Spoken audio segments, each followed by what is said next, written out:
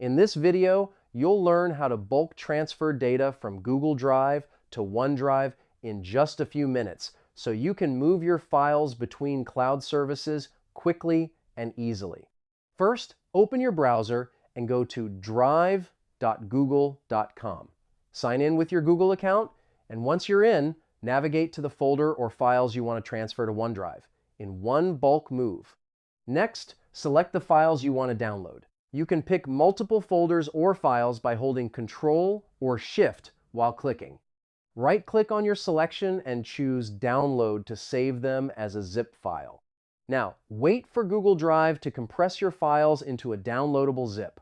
Once the download is complete, extract the zip file on your computer to access all your data in its original folder structure.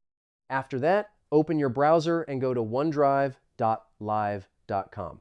Sign in with your Microsoft account, then drag and drop the extracted folders or files directly into OneDrive, or use the Upload button on the dashboard. Once your files start uploading, OneDrive will sync them to the cloud automatically. Depending on the size of your data, this process can take a few minutes or longer for very large transfers. And that's it. Your data is now successfully transferred from Google Drive to OneDrive, ready to be used.